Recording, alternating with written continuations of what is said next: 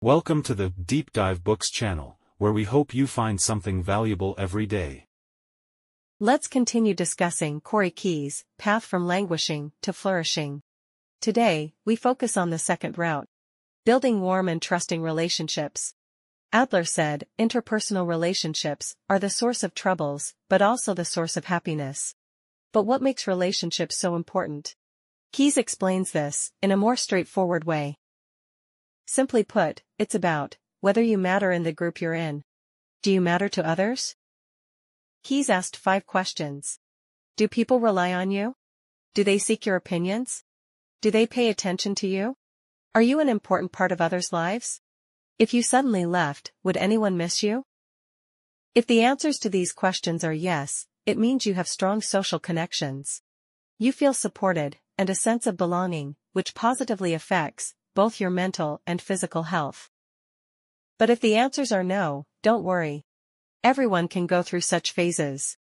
Even Keyes himself has experienced times when he felt he didn't belong.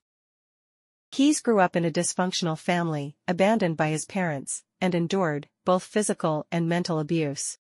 His school performance was poor, and he didn't get along with classmates. At the age of 12, his grandparents took him in, giving him his first taste of a warm family. From then on, he actively participated in school activities, and his grades improved dramatically. Sociologists believe it's very hard for people to change themselves alone.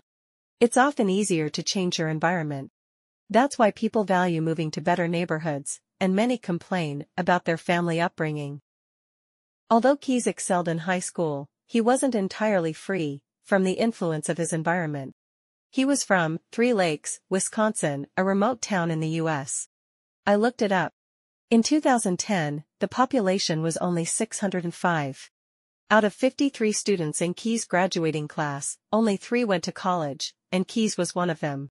But when he reached university, his small-town background became apparent. He struggled academically, and hovered near failing in several subjects. One of his English professors even told him, "I don't think you belong here." Imagine how crushing that must have been. A small-town kid overcoming obstacles to reach college, only to be told he didn't belong. But Keyes was determined. He graduated with honors, went on to earn a PhD in sociology, and eventually became a professor. So, did he complete his journey of social mobility? Not quite. In his early academic years, he felt he didn't belong to any social group. When he returned to his hometown, he felt disconnected from the people there. And in the academic world, he also struggled to fit in.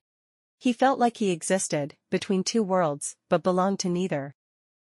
In the past, when Chinese people went abroad, their friends and family would ask if they had integrated into mainstream society. But integration isn't limited to a specific definition. Many Americans haven't integrated into mainstream society either, just as many Chinese haven't fully integrated into their society. To integrate, you need a sense of belonging, and you need to matter to others. Statistics show that the sense of importance is strongest in 2 groups: children, who are often the center of attention in their families, and middle-aged adults, who are pillars of society and relied upon by many. The groups with the weakest sense of importance are young adults, who enter the world and realize they're no longer the center of it, and retirees, who feel they can no longer contribute. If you're constantly told you don't matter, and never feel a sense of belonging from a young age, your self-narrative gets distorted. You feel lonely, like an outsider everywhere. Even when people interact with you normally, you interpret negative undertones. To be accepted, you might act overly interesting or cute, but because it's forced, it can come off as insincere. It seems like no matter what you do, it's wrong. When you feel unimportant, you withdraw from participating in things. But because you never participate, you become even less important. It's a vicious cycle of increasing loneliness. So, how can you truly integrate into a group and build a sense of belonging? Keyes' explanation can be summarized in 2 conditions. The first condition is that you must believe you're equal to others. Parents aren't equal to their children, so children often prefer joining gangs rather than staying with their parents as they grow up. Bosses and employees aren't equal either, so just being appreciated by your boss won't give you a sense of belonging. You also need good relationships with your colleagues. This requirement for equality means that racism, sexism, and regional discrimination can all hinder a sense of belonging. For someone who has experienced societal trauma and discrimination from a young age, it's hard to find a sense of belonging. The second condition is that you must have influence within the group. If you've contributed to the group, others are more likely to rely on you. So, how can you contribute? This is what we often refer to as a supply-side mindset. Instead of asking, "What should I get?" ask, "What can I provide?" Keyes emphasizes the importance of taking the first step. Many people want to contribute but feel they need permission or an invitation before taking action, when in fact, you should just act. For example, here's a suggestion. When you're having dinner at a friend's house, you don't need to ask, "Can I help in the kitchen?" Just start washing dishes. Others may be waiting for you to take the initiative. It's like a high school prom, where everyone is waiting for someone else to ask them to dance. The ones who take the first step are the most admirable.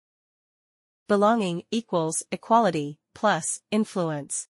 Now, let's think about it. If someone has no sense of equality, sees the world as a jungle, where the strong prey on the weak, and has no chance to engage in mutual exchanges, they're more likely to view others as either beasts or kings, as Lu Sun once said. The Chinese have always had two terms for foreigners. One is beast, and the other is emperor. Never friend, or someone like us. Friendship is, in fact, the most effective way to gain a sense of belonging. If you have a few close friends in your area, you're bound to feel a sense of belonging there. Belonging is specific. But what is a friend? Are WeChat contacts friends? Are acquaintances friends? It seems we need a stricter definition. In China, we often say that friends made in adversity are true friends. It's true that friends should share common values, but sociologists have an even better way to define friendship. We first need to separate friends in a general sense from friendship. Anyone you get along with can be called a friend, but British writer C.S. Lewis proposed that friendship is the rarest, deepest, and most advanced human connection. Friendship surpasses fondness, eros, romantic love, and agape, unconditional family love. This is because friendship can energize you and provide unconditional support. Keyes says a true friendship hinges on reciprocity, with both sides giving and receiving freely and without scorekeeping. He also says that true friendship, built on reciprocal equality, requires a willingness to empathize, understand, cooperate, and compromise, even during conflicts. There are three conditions. First, reciprocity. Second, understanding. Third, no scorekeeping. Friendship isn't about keeping track of favors. Helping because you feel obligated isn't true friendship. True friendship involves unconditional help. However, if only one person always helps, it becomes unequal and lacks reciprocity. Therefore, friendship is hard to measure. You help friends voluntarily. Only then is it genuine. Yet, there's still a vague sense of reciprocity. Some cynics doubt the existence of true friendship because of this, but we can all feel it. Friendship is a comfortable relationship. It's not just about having someone to help when you're in trouble, but also being willing to show your vulnerabilities and secrets to your friend. If a family member is in the hospital, an acquaintance might offer comforting words, but a true friend would bring food. If you have trouble with your boss, an acquaintance might commiserate with you, but a true friend would take you out for a drink and discuss your feelings. With true friends, you don't need to worry about how well you're presenting yourself or whether you're saying the right thing. And that's why we need friendship. Many believe that friendships must be based on shared interests, but that's not always the case. Sociologists have observed that, as long as both parties feel equal, they can be friends. Even if you're from different fields, social classes, or age groups, you can still be friends if you feel equal. Sharing a common interest is great, as it gives you something to talk about. But Keyes believes that forming friendships with people different from you is even more beneficial. They can offer help and advice from a different perspective. Moreover, making friends should be proactive. For example, if a stay-at-home mom moves to a new city and only tries to connect with other stay-at-home moms, her social circle will be too narrow. Keyes suggests volunteering at a local library, where she can quickly meet a wide variety of interesting people. In summary, a sense of belonging is essential to us. Feeling important is crucial. We all want to be valued and needed. That's part of our instinct as social beings. To build belonging, we need equality and reciprocity, and it's best to have friendships. The best way to achieve this is by taking the initiative to help others and engage with people. Keyes' theory brings me to a significant insight found in a small detail of the book. Earlier, it was mentioned that Keyes often felt he belonged neither to his hometown nor to the university world during his youth. During that time, a graduate advisor told him something that profoundly impacted him. "I see myself in you." At that moment, Keyes felt he could become that professor one day. A sense of belonging emerged. Later, as Keyes achieved success, he emailed that professor, sharing that he had 2 photos of him on his wall of love, which displays pictures of the most important people in his life. He expressed that the professor's help had been immense, and he offered his support if needed. The professor replied, with sincere words, one of which stood out. "You are also on my wall." This reaffirmation was significant. The theme here is that, to gain a sense of belonging, one should contribute to the community. And Keyes' story illustrates that the most important contribution is helping others feel they belong. Whether young or retired, if we allow individuals to lose their sense of belonging, we have let them down. That concludes today's discussion. In the next section, we will talk about methods of self-cultivation.